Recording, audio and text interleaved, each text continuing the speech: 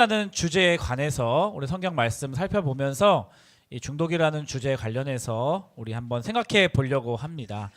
오늘날 이제 일부 청소년들이 중독의 문제에 또 빠져 있습니다. 뭐 휴대폰 중독일 수 있고 SNS 중독일 수도 있고 게임이라든가 또 알코올이라든가 담배라든가 또 뭐 포르노라든가 아니면 또 마약이라든가 이런 여러 가지 우리 청소년들에게 중독을 일으키는 중독의 문제를 일으키는 여러 가지 요인들이 지금 발생하고 있습니다. 어제 목사님이 차 타고 가다 보니까 성남시 중원구 경찰서에 보니까 거기 정문에 가장 큰 현수막이 걸려 있더라고요. 그 현수막에 뭐라고 쓰여 있냐면 청소년 도박 자진 신고 기간이에요. 청소년 도박 자진 신고 기간, 여러분 아시는지 모르겠어요. 청소년 도박 자진 신고 기간이 4월 1일부터 어제 5월 31일까지였습니다. 그래서 아차, 내가 신고하려고 했는데 자수하려고 했는데 근데 기간을 놓쳤다. 수련회 찬양팀 신청도 중요하지만 그 오늘이라도 가서 경찰서에게 제가 도박에 했었습니다라고 자진 신고해서 자수해서 광명 찾는 우리 그 친구들 되었으면 좋겠는데요. 한번 통계를 살펴보니까 2022년에 청소년 그 매체 이용 유해 환경 실태 조사라는 걸 우리나라에서 했는데 이 조사에 따르면 청소년의 온라인 도박성 게임 경험률이 4.6%. 그러니까 스마트폰으로 온라인으로 도박성 게임을 했다라는 게 이제 4.6%예요. 그러니까 100명 중에 약 5명 정도고 지금 약 200명이 넘는 친구들이 있다고 한다면 여기서 한 10명 정도는 지금 온라인으로 도박 게임을 하고 있는 거죠. 그런 수치가 있고요. 그리고 오늘날 여러분들이 부모님과의 가장 갈등을 유발하는 요인이라고 할 수 있는 이 스마트폰 문제. 자기는 스마트폰인데 그 스마트폰을 쓰는 사람은 멍청하게 만드는 스마트폰 문제. 2023년에 질병관리청에서 조사한 내용에 따르면 청소년 스마트폰 과의존 위험군 비율이 무려 40.1%. 10명 중에 4명은 스마트폰을 너무 지나치게 의존하고 있어서 굉장히 위험한 상태다. 10명 중에 4명. 40.1%. 근데 이 과의존, 스마트폰 과의존 증상으로 크게 두 가지인데 한 가지는 뭐냐면 스마트폰을 주기적으로 확인하지 못하면 불안을 느끼는 상태. 이게 청소년 중에 약 56.5%예요. 절반 이상이 넘는 친구들이 스마트폰을 주기적으로 확인하지 않으면 불안감을 느끼는 거예요. 그 불안감을 해소하기 위해서 어떻게 해요? 스마트폰을 확인할 수밖에 없는 거죠. 그게 이제 중독의 상태라는 거예요. 또 하나 65%의 청소년들이 핸드폰 배터리가 부족하면 초조함을 느낀대요. 예배 끝나고 나서 가는데 누군가 복도에서 굉장히 막 초조해지고 있다. 둘 중에 하나야. 화장실 다 찼던가 자리가 없던가. 두 번째는 핸드폰 배터리가 없다든지 초조함을 느끼는 거야. 이 두 가지 형태가 지금 뭐 56.5%, 65% 뭐예요? 중독이. 스마트폰 중독이라고 할 수가 있어요. 스마트폰을 확인하고 사용하기 위해서 내 손에 언제 어디서나 때와 장소와 시기를 가리지 않고 손에 핸드폰을 쥐고 있지 않으면 일상생활이 불가능할 정도, 일상생활에 부정적인 영향을 끼칠 정도, 이게 딱 이제 스마트폰 중독 상태라고 할 수가 있습니다. 그래서 스마트폰 중독자인 크리스찬이 23편, 시편 23편을 썼다고 합니다. 읽어드리도록 하겠습니다. 스마트폰은 나의 목자시니 내게 부족함이 없으리로다.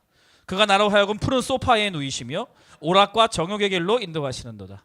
세상에 잡다한 것을 무수히 알게 하시며 중요하지 않은 잡다한 것을 무수히 알게 하시며 모든 자극으로부터 무디게 하셔서 계속 더 자극을 추구하게 하시고 말씀으로부터 멀어지게 하시며 기도의 시간을 빼앗아 가시니 내 잔이 텅텅 비어가나이다. 그런대로 재미있게 흥미있는 일들이 정녕 나를 따르니 내가 스마트폰 보며 영원히 방구석에 거하리로다. 스마트폰 중독자는요 스마트폰 있으면 돼요. 방 밖을 안 나가도 됩니다. 집에 있는데 부모님과 굳이 대화하지 않아도 돼요. 스마트폰 있으면 되거든요. 내가 주기적으로 내가 확인만 하면 되는 거거든. 이곳으로 내가 충족만 되면 되는 거거든요. 그러니까 이런 말씀을 쓸 수 있다는 거고요. 그러니까 중독이란 어떠한 상태냐? 간단히 정리하면 내가 나의 삶인데 나의 삶이고 나의 의지고 나의 선택인데 내가 다스리지 못하고 끌려가는 상태, 그것에 끌려가는 상태가 중독이라는 거예요. 그러니까 하고 싶지 않아도 계속 하게 되는 상태. 나 하고 싶지 않아, 이제 안 할래, 결단했어, 생각했어, 계획했어. 그런데 하고 싶지 않은데 계속 하게 되는 상태, 그게 이제 바로 중독입니다. 그만두고 싶어, 이제 진짜 안 될 것 같아, 나 이러다가 진짜 어떻게 좀 될 것 같아. 인생이 망할 것 같아. 이제 그만할래. 그만하자. 그만하고 싶어요. 그만하고 싶은데도 계속 그만두지 못하는 상태. 심지어는 이제는 나의 삶에 문제가 있다는 걸 알게 됐어. 아, 내가 이러다가는 진짜 내 인생이 어떻게 되겠구나. 뭔가 초조하고 불안하고 집중력도 저하되고 친구 관계도 안 좋아지고 부모와의 갈등이 굉장히 커지고 뭔가 내 삶에 이제 문제가 생겼어. 이것 때문에. 근데 그거를 알고 있음에도 불구하고 계속하는 상태. 중독입니다. 중독. 그 상태가 이제 중독이라고 하는 거예요. 한 의사분이 이제 유튜브에 제가 이번 주에 몇 개 강의를 좀 들어봤는데 저도 공부하려고 이제 마약 중독 있죠. 여러분들 잘 모르겠지만 중독의 대명사라 하면 마약이라고 할 수가 있잖아. 마약은 약물 중독이잖아. 마약이라는 약물을 경험하면 내가 그 약물을 계속 내 몸속에 집어넣어야지 그 욕구가 해결이 되는 그런 마약 중독이 있는데 마약 중독의 상태를 일반 사람들이 경험하지 못해서 잘 모르니까 이렇게 쉽게 설명해 주는 내용을 제가 들었는데요. 한번 잘 들어보세요. 하나의 상황을 한번 설정해 봅시다. 여러분들이 이제 학원을 가기 위해서 버스를 탔어요. 사람이 많아가지고 앉지도 못하고 버스를 탔는데 버스를 타자마자 갑자기 속이 부글부글 하는 거예요. 예. 이런 상태를 뭐라고 하죠? 급동이라고 해요. 예. 급동 사인이 온 거야. 근데 나 참을 수 있을 것 같은데 갑자기 근데 시간이 지날수록 5초, 10초, 15초가 지날수록 너무 막 부글부글 막 거려. 그래서 내가 평소에 발휘하지 않던 집중력을 다 발휘해서 근처 버스 정류장에 화장실을 검색했는데 세상에 한 정거장 더 가야 돼. 그래서 어떻게 하지 그러다가 시간이 빨리 가라 막 이러고 있는데 점점 더 압박감은 오고 네. 그 막 대장에서 그 설사와 같은 묽은 배설물들을 막 항문 밖으로 내보내려고 하는 그 모든 상황 속에서 내가 그 선을 넘기면 안 되니까 내 모든 의지와 힘을 항문에 집중해서 간신히 틀어막고 있는 상태. 아멘이 나왔습니다. 예. 그러니까 설사가 터지기 직전인데 중요한 건 화장실이 없고 화장실에 가지 못하는 상태예요. 이러한 상태 속에서 여기서 질문 한 가지 던질게요. 다 한 번씩 겪었잖아요. 이 상황에서 옆에 서 있는 매력적인 이성이 눈에 들어와 안 들어와? 안 들어와 이것들아. 절대 안 들어오지. 들어오면 사람이 아니야. 100% 동물이야. 그리고 또 하나 평소 먹고 싶었던 음식이 생각나 안 나? 절대 안 나. 절대 안 나요. 절대 그렇지 않아요. 시험하고 싶은 친구는 오늘 한번 참아보시고 한번 해보세요. 네. 그러니까 바로 이 상태가 마약 중독자들이 마약을 하지 않았을 때 경험하게 되는 마약 금단 증상의 상태라고 할 수 있다라고 하는 거예요. 그게 무슨 말이냐면 마약의 약물에 중독되었다가 마약을 끊으려고 마약을 하지 않게 되면 이제 이런 상태를 느끼네요. 그러니까 어떤 상태냐면 인간이 기본적으로 희노애락을 느끼잖아요. 그러니까 인간의 기본 욕구가 수면 욕구가 있고 식욕이 있고 성욕 이런 기본적인 욕구가 있단 말이에요. 근데 마약에 중독되었다가 마약을 끊으려고 이 금단 상태가 어떤 상태냐면 이런 수면욕, 식욕, 성욕, 인간이 느끼는 기본적인 희노애락 이 모든 것들이 하나도 중요하지 않아. 하나도 중요하지 않아. 오로지 화장실을 빨리 가고 싶다는 그 절박함이 나의 온 삶과 온 몸을 지배하듯이 머리부터 발끝까지 초인적인 힘을 발휘해서 마약을 찾고 마약을 내 몸속에 집어넣기에만 혈안한 일에 있는 삶. 그게 이제 마약 중독자들이 마약을 끊으려고 할 때 경험하게 되는 이 금단 증상의 상태라고 하는 거예요. 그러니까 이제 중독의 대명사인 마약뿐만 아니라 이 중독성이 있는 우리를 중독의 문제로 끌고 가는 술, 담배, 뭐 야동, 스마트폰, 뭐 남자, 여자, 뭐 이성, 뭐 이런 모든 것들은요. 처음에 시작할 때는 자극과 쾌감으로 또 만족으로 시작을 한단 말이에요. 근데 쾌감과 만족으로 시작을 했는데 하다 보고 또 스며들고 빠져보면 이제는 그것을 하지 않으면 고통을 주는 거예요. 이제는 거기에 종속된 삶을 살아가지 않으면 나에게 초조함과 불안감을 주는 거예요. 아픔을 주는 거예요. 그렇기 때문에 이것을 해결하기 위해서 온 삶이 그 마약이라든가 중독된 그것을 향하여서 내가 구속받고 이끌림받고 그것만 찾아다니게 만드는 삶, 그것이 이 중독이라는 무서운 중독자들의 삶이라는 겁니다. 그러니까 삶이 완전히 망가지는 거예요. 인간의 기본적인 요구까지도 중요하지가 않다니까. 그렇게 된다니까. 그러니까 완전히 삶이 망가지고 깨져버리는 상태가 바로 이제 중독의 자리에 들어갔을 때 경험하게 되는 이 파괴력이라고 할 수가 있습니다. 질문이 생겨요. 근데 모든 청소년들이 이런 무시무시한 중독에 빠져 살지는 않거든요. 모든 사람들이 이 중독의 문제에 다 빠져서 살지는 않는단 말이에요. 그러면 누가 유독 이 중독에 잘 빠지나? 이게 너무 궁금한 거예요. 어떤 사람이 이 중독의 문제에 잘 빠지는가? 이게 궁금한 거예요. 그래서 제가 강의를 찾아서 좀 들었는데 이 한덕현 정신건강의학과 이 대학 주임 교수님이 계세요. 그 강의를 제가 들었는데 제가 두 부류의 사람들이라고 제가 정리를 해드리고 싶어요. 강의를 들으면서 제가 재해석하면서 정리를 한 게 두 가지인데 중독에 취약한 사람이 있어요. 첫 번째 사람은 어떤 사람들이냐면 따라하겠습니다. 쾌락에 예민한 사람. 이걸 이제 선천적 요인으로 보시더라고요. 전문가들은. 그러니까 생물학적으로 도파민에 굉장히 예민한 사람이 있어요. 도파민. 우리 뇌에서 어떤 즐거움을 주고 우리 웃게 만들어주는 도파민 있잖아요. 도파민이 증가하는 것을 굉장히 예민하게 캐치하는 사람들이 있다는 거예요. 선천적으로. 예를 들어서 담배를 핀다고 했을 때 예를 들어서 담배를 폈을 때 어떤 사람은 굉장히 담배 연기 때문에 머리가 아프고 굉장히 불쾌감을 느끼는 사람들이 있어요. 근데 반면에 어떤 사람은 똑같은 담배를 펴도 그 담배를 피면서 쾌락을 느끼는 거죠. 만족을 느낀다는 거예요. 그러니까 도파민에 예민한 사람들. 그래서 이 도파민이 분출될 때 이 도파민을 예민하게 쾌락으로 가져오는 사람들, 이런 사람들은 중독에 빠지기 쉽다는 거예요. 그리고 더더욱 이 도파민 예민도뿐만 아니라 자기가 좋아하고 하고 싶어하는 거고 즐거워하는 것이 있으면 못 참는 사람들 있죠. 못 참는 사람들. 내가 하고 싶은 게 있어. 그러면 지금은 그걸 하지 않아야 되는 상황이야. 그런데 지금은 하지 않아도 되는 상황에도 불구하고 내가 하고 싶은 게 있으면 바로 해야지 직성이 풀리는 사람도 있죠. 이게 좀 유식한 말로 충동성이 높은 사람들이에요. 충동성. 그러니까 충동 조절력이 떨어지는 사람들이에요. 선천적으로. 내가 하고 싶은 게 있으면 바로 해야 돼. 그래야지 뭔가 삶이 개운하고 시원하고 뭔가 살아가는 것 같아. 하고 싶은 걸 못하면 억압을 느끼고 너무 답답하고 힘들어 짜증이 나. 선천적으로.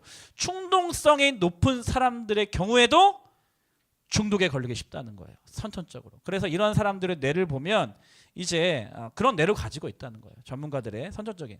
그래서 선천적으로 이제 아드레날린이나 뭐 모르핀이나 엔돌핀이나 도파민 등에 대해서 예민하게 이 쾌락을 잘 느끼는 사람들은 중독에 취약한 뇌를 가지고 있다라는 것이 전문가들의 이제 의견입니다. 첫 번째, 쾌락에 예민한 사람들이 있어요.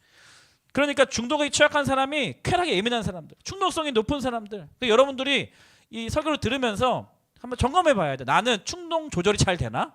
내가 하고 싶은 게 있으면 참을 수가 있나? 안 할 수가 있나?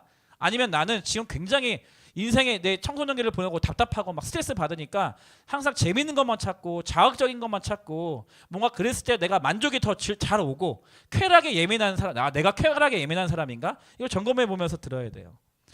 그런가 하면 두 번째, 중독에 취약한 사람 두 번째는 누구냐면 따라하겠습니다. 결핍이 있는 사람들. 이거 이제 후천적인 요인이라고 할 수가 있어요.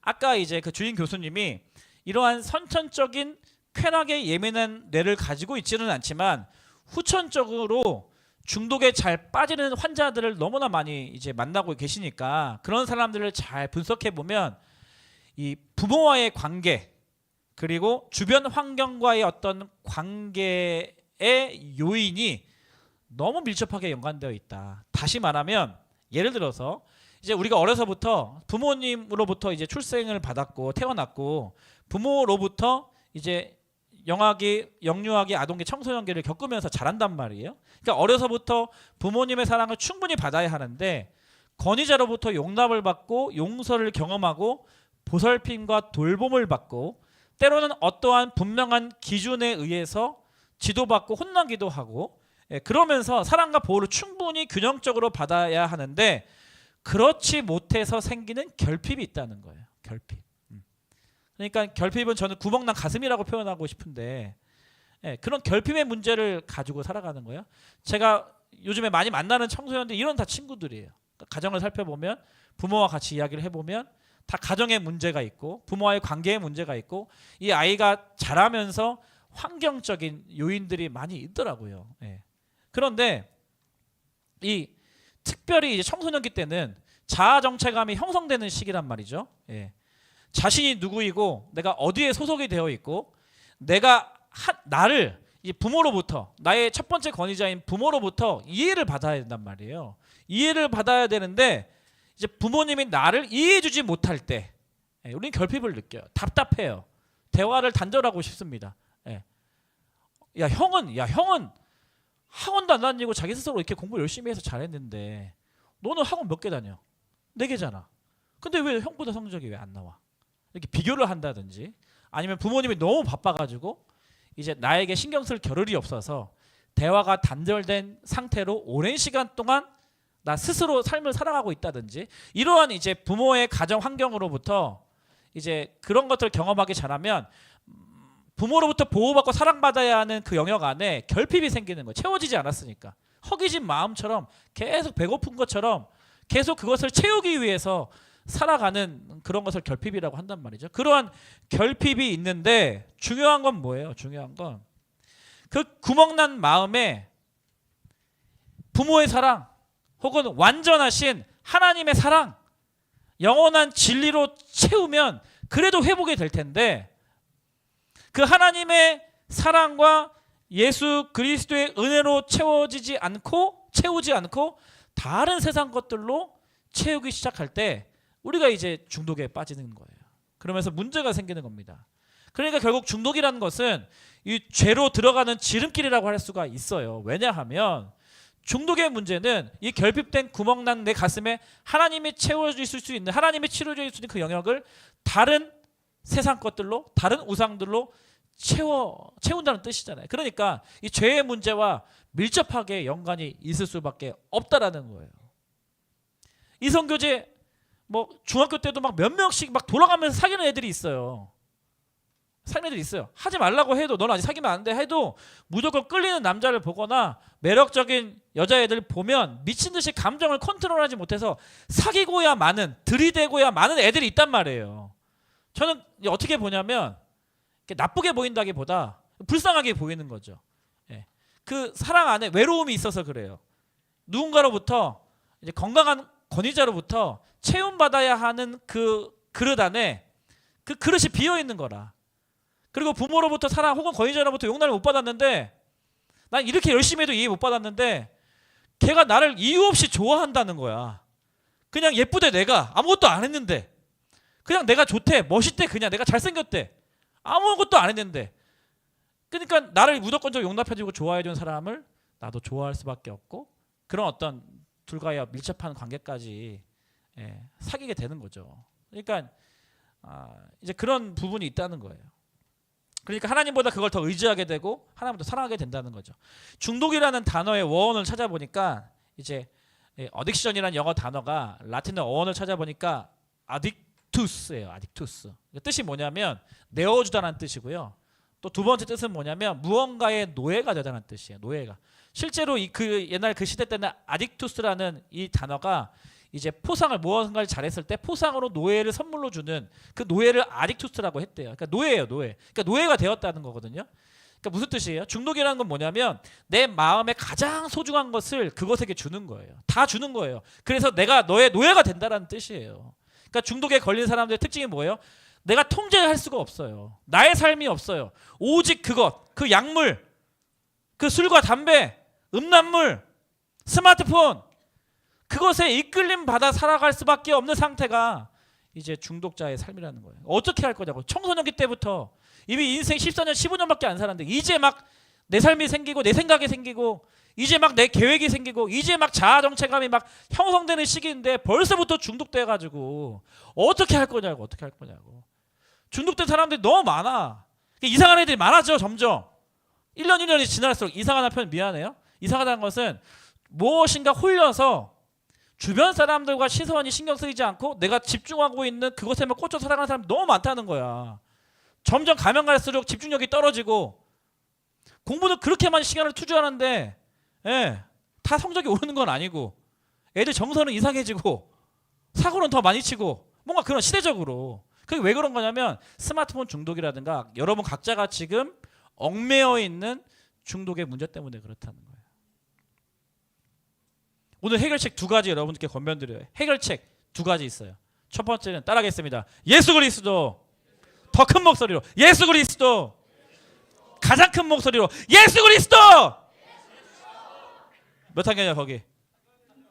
몇 학년이야? 예, 다음 주에 제가 간식 주도록 하겠습니다. 1학년 너무 많은데. 몇 반이세요? 누가? 다예요? 아, 다 그래요? 아, 너무 잘못 말했네. 예, 알겠습니다. 뭐 간식 조그만 거라도 제가 준비하고. 1학년? 알겠습니다. 예.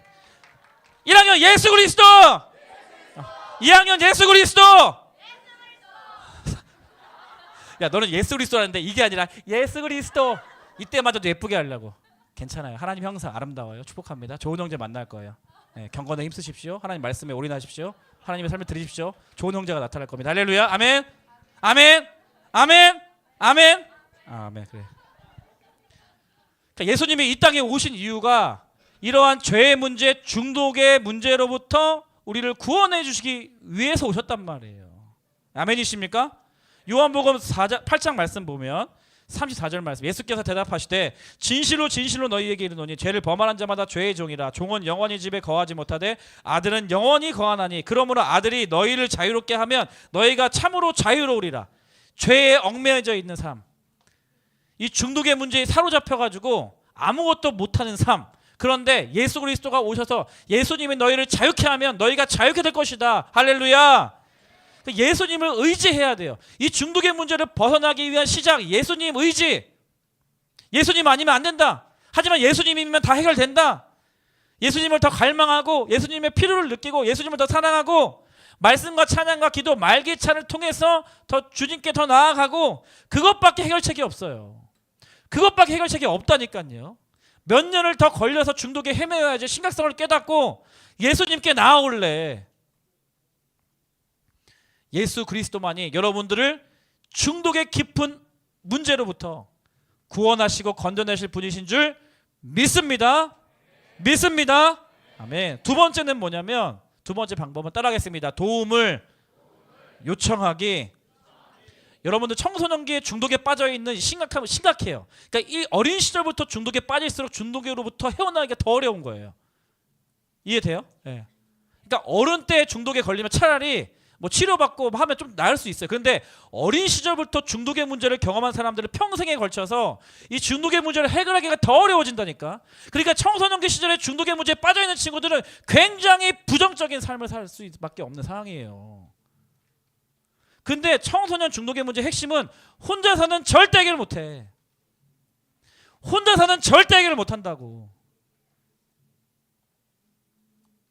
그러니까 어떻게 해야 돼? 그대로 삶을 포기할 거야? 이대로 살아가도록? 아니잖아. 잘 살고 싶잖아. 똑바로 살고 싶잖아. 벗어나고 싶잖아. 나도 건강하게 행복하게 그렇게 살아가고 싶잖아. 그럼 어떻게 해야 되냐고. 도움을 요청해야 돼. 도움을 요청해야 돼요. 목사님, 저 좀 잠깐 만나주세요. 목사님 잠깐 통화 되세요? 왜 이렇게 목사님을 찾는 아이들이 없어? 올해는 특히나. 평소에는 뭐 작년에도 그렇고 맨날 늘 아이들이 부모님한테 말하지 못하는 문제, 또 선생님에게도, 심지어 선생님에게도 오픈하지 못하는 문제들, 목사님 전화번호 알고 저장해놨다가 힘들 때, 어려울 때, 정말 막 미칠 것 같을 때 어떻게 해서 연락해서 목사님 그제서 도와주세요. 목사님 통화되세요. 목사님 저 좀 만나줄 수 있으세요? 목사님 저 좀 살려주세요. 이렇게 요청하고 도와달라고 하는 아이들이 늘 있었는데 올해는 왜 그런 아이들이 없지? 그렇다고 아이들 상태가 다 좋아 보이는 건 아닌데 걱정이 돼요. 혼자서 끙끙 앓고 있는 아이들이 더 많은 것 같아. 심각성을 모르거나. 도와달라고 요청을 해야지 도와주죠. 도와달라고 요청하세요. 목사님에게 뭐라도 도와달라고 요청하면 목사님은 몸이 부셔지는 한이 있더라도 여러분 도와줄 거예요. 무슨 일이 있어도. 무슨 일이 있어요. 약속할게. 여러분들이 도움을 요청하면, 나에게 도움을 요청하면 목사님이 무슨 일이 있더라도 그 문제를 도와주기 위해서 내 모든 것을 다 투자를 할게. 이미 조금 몸이 부서진 것 같긴 하지만 약속한다니까. 연락하라고, 도와달라고 요청하라고, 도움이 필요할 때 이야기하라고. 그리고 여러분 선생님들에게 도와달라고 요청하세요. 선생님 저 기도해 주세요. 선생님 저 이거 너무 떨리고 무서워요. 너무 힘들어요. 어떻게 해야 돼요? 모르겠어요. 혼자 해결하려고 하지 말고 중등부 선생님들에게 도와달라고 요청을 하라고, 기도해달라고 요청을 하란 말이에요. 우리 중등부 선생님들 중에 여러분들이 도움 요청했을 때 한 명도 이것 봐라, 먼저 카톡 왔네, 내가 카톡 보냈을 때 어땠지? 얘 30번 씹었던 애 아니야? 나도 씹어야지. 한번 당해봐라 요거사. 이렇게 하실 분 한 분도 안 계세요 진짜. 아무리 평소에 여러분들에게 일십을 당하고 투명인간 심지어 취급도 받고 버르장머리 없는 것도 진짜 막 쓰레기통 막 그렇게 해도 여러분들이 도와달라고 요청하는 한마디에 발벗고 나서 주실 거야. 드디어 기회가 왔구나. 드디어 이놈의 새끼가 정신 차리겠구나. 드디어 때가 왔구나. 내가 이때를 기다렸다 하면서 선생님들 할 수 있는 모든 방법을 통해서 여러분 도와줄 거란 말이에요. 도움을 요청하세요. 그리고 또 목사님, 또 전도사님, 선생님뿐만 아니라 이제는 우리 분당 우리 교회라는 큰 울타리가 여러분들을 도와줄 거야. 여러분 잘 모르겠지만 지금 교회가 어떤 준비를 하냐면 다음 세대, 특별히 청소년, 청년 포함해서 특별히 청소년 중에서도 올해 분당 우리 교회 중등부 여러분들을 위해서 교회가 지금 어떠한 일을 하고 시작했냐면 우리 다음 세대 살리겠다. 우리 교회가 모든 것들을 투자하겠다. 그 다음 세대를 살리는 첫 번째 실행이 뭐예요? 청소년들을 돕는 정신건강 기구를 만들 거예요. 정신건강 기구. 그래서 전문가들을 지금 담임 목사님이 막 광고하셔가지고 수많은 사람들이 여기에 자원했어. 비전을 가지고 있는 사람들, 청소년들 중독의 문제, 또 가정에서 해결받지 못하는 상담이나 전문적인 어떤 그런 전문가들이 지금 100명이 넘는 분들이 막 모여 계시단 말이에요.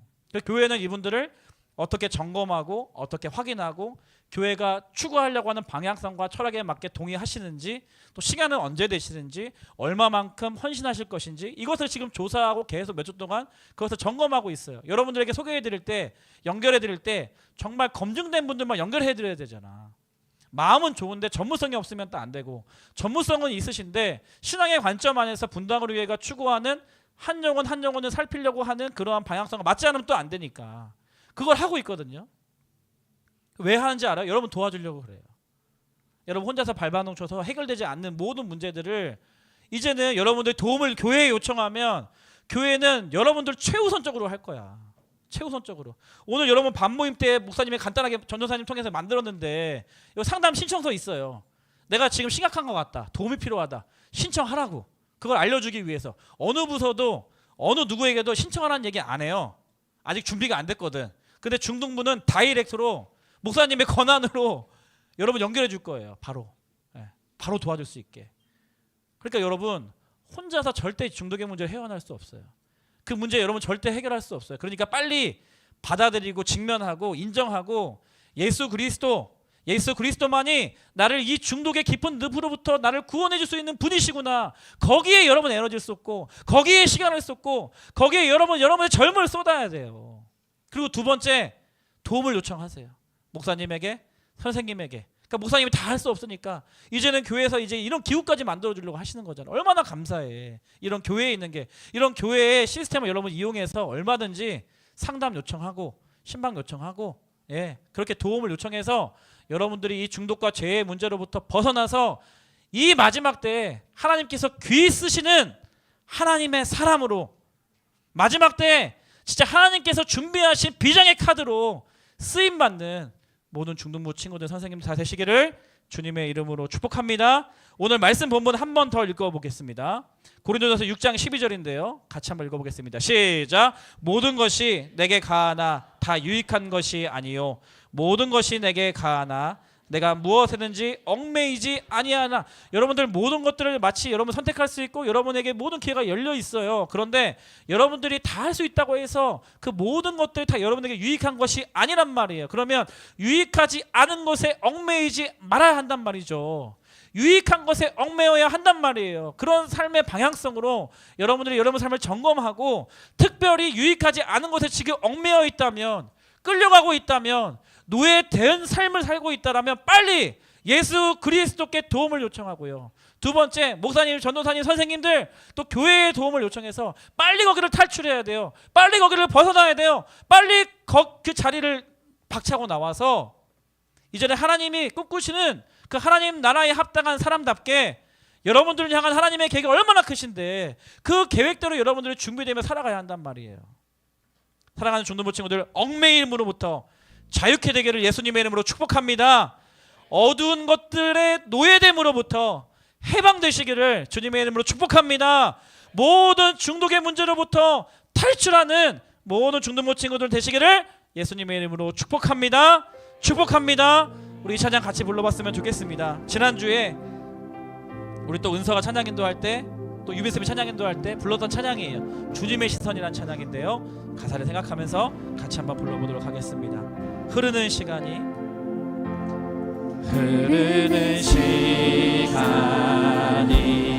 한숨만 남기고 반복된 실패 속 지쳐갈 때 내 맘의 소망이 눈물 조각 될 때 내 곁에 다가와 부르시네. 주님의 시선 나를 비추시고 주님난 내 맘 만지시네. 말씀하시고 회복해 하시네.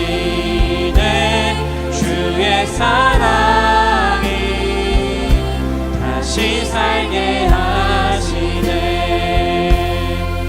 여러분, 이 찬양은요 38년 된 병자가 주님을 기다리고 소망하는 마음으로 만들어진 찬양이에요. 중독과 죄에 빠져 있다는 것은 38년 된 병사처럼 누군가 도와주지 않으면 그 병을 고칠 수 없는 상태에 빠져 있다는 것을 의미해요. 심각한 거예요. 그런데 그 38년 된 병자를 예수님께서 찾아가신단 말이에요. 누구도 찾아가지 않고 누구도 시도하지 않았던 그 사람을 주목하시고 찾아가신단 말이에요. 오늘 이 찬양 같이 부르면서 하나님께서 그 죄의 문제, 그 중독의 깊은 어둠 가운데 빠져있는 여러분들을 향하신 하나님의 마음이 어떠하신지 성령을 통해서 여러분 각 사람 가운데 그 마음이 닿기를 원해요.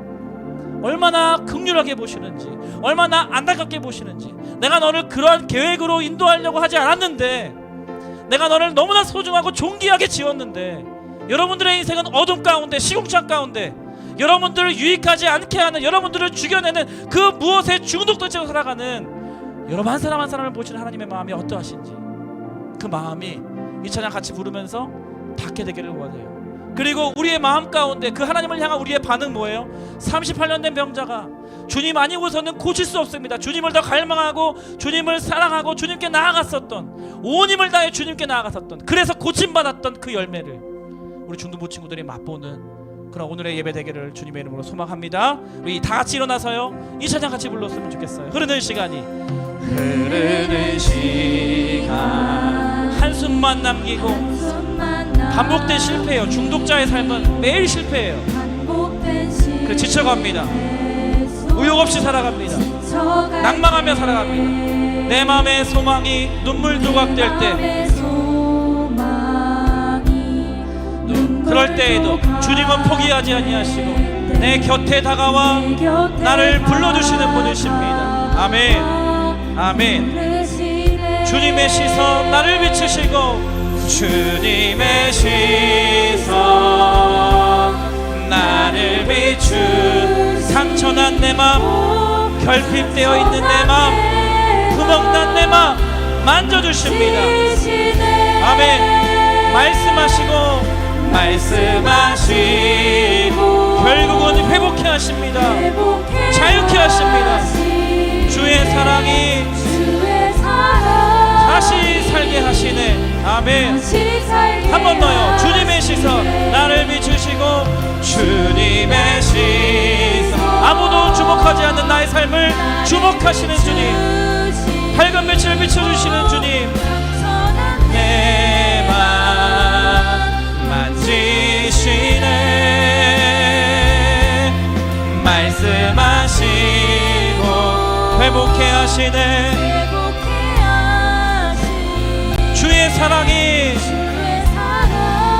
다시 살게 하시네. 다시 살게 하시네.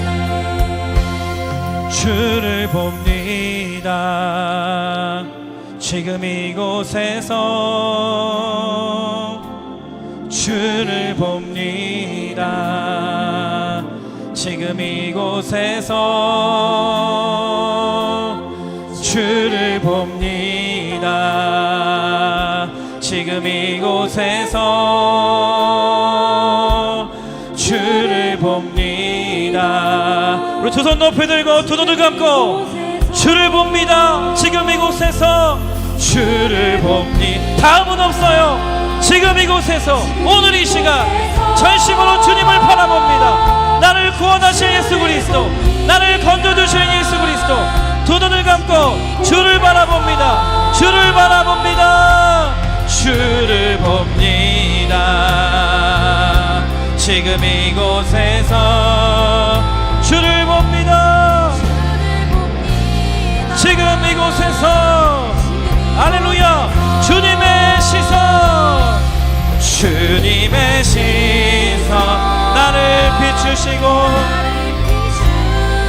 상처난 내 마음, 망가져버린 내 마음, 구멍난 내 마음 만지시네. 아멘. 말씀하시고 회복해 하시네. 아멘. 주의 사랑이 다시 살게 하시네.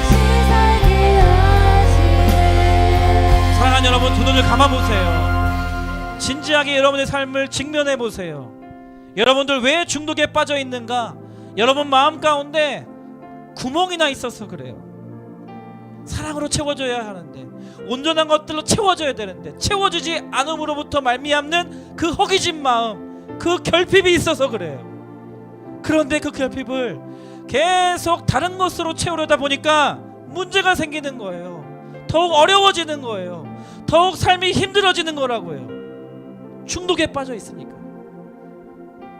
사랑하는 여러분, 그 구멍난 마음 이 시간 예수 그리스도로 채움받기를 주님의 이름으로 축복합니다. 그 뻥 뚫린 결핍된 마음 가운데 예수 그리스도의 십자가의 능력으로 채움받기를 간절히 소망합니다. 그러할 때 중독의 문제로부터 벗어나게 해주시고 치유되게 하시고 회복시켜 주실 그 하나님의 이름을 찬양합니다. 우리 시간 말씀을 생각하면서 주님, 내가 주님을 더 갈망하게 하여 주시옵소서. 내가 주님을 더 사랑하게 하여 주시옵소서. 내가 주님이 필요합니다. 주님이 없으면 안 됩니다. 다른 것으로 채우지 않겠습니다. 나를 도와주시고 건전해 주시고 나를 살려 주시옵소서. 주님 한번 부르고 통성으로 기도하겠습니다. 주여,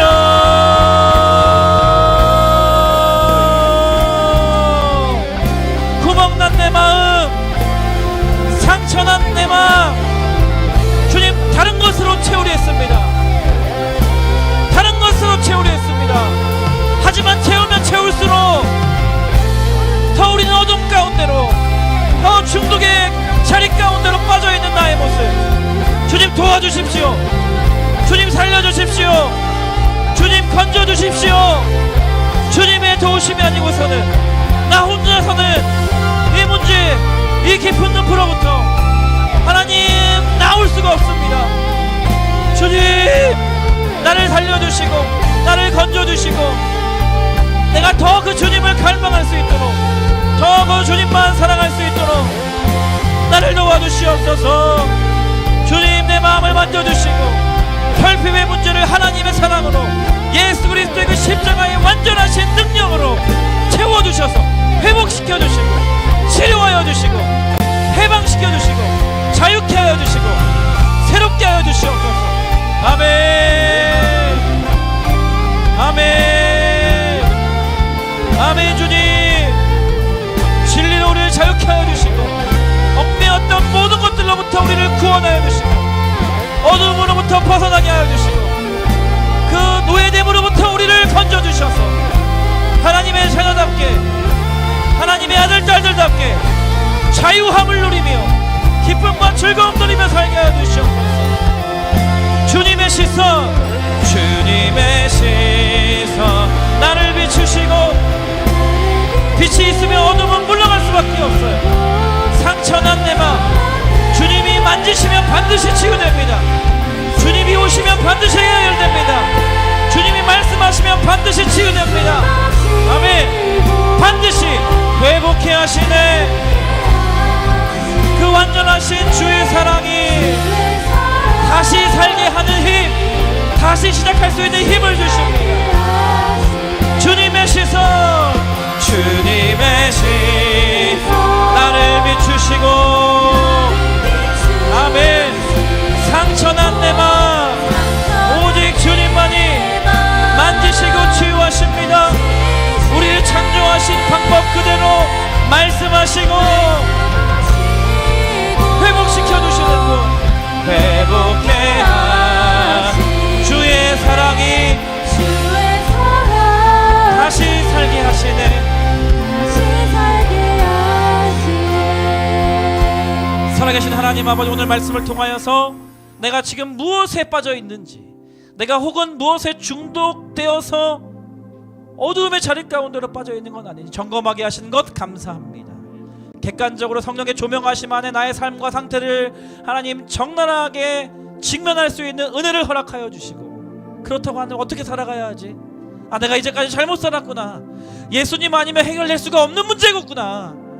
예수님을 더 갈망하고 예수님 앞에 나의 삶을 드리는 것에 더 투자하고 내가 온힘 다해 예수님을 예배하고 찬양하고 기도하는 삶, 그것이 정말 가장 중요한 것이구나 깨닫게 하시고, 나 혼자 힘으로 안 되기 때문에 그렇게 할 수 있도록 교회와 목사님과 선생님과 전도사님에게 도움을 요청해야겠다, 기도 부탁을 해야겠다, 그런 해결책을 주신 것 감사를 드립니다. 예수님 만나면 반드시 자유함을 얻고 모든 중독과 죄의 문제로부터 벗어날 수 있는 줄 믿습니다.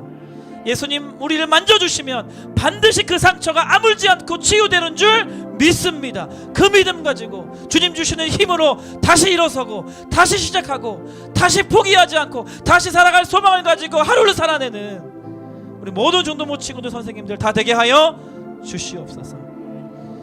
지금은 우리 주 예수 그리스도의 은혜와 하나님 아버지의 다함없으신 사랑과 성령님의 감동감화 위로교통 충만하심의 역사가 오늘 말씀을 듣고 오늘 이 예배를 통해서 모든 중독과 죄의 문제로부터 자유함을 얻어 이제는 하나님의 자녀답게 즐거움과 기쁨과 풍성함 누리며 살기를 원합니다.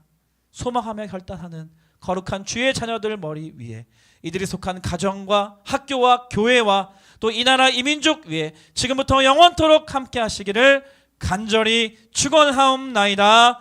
아멘. 우리 모든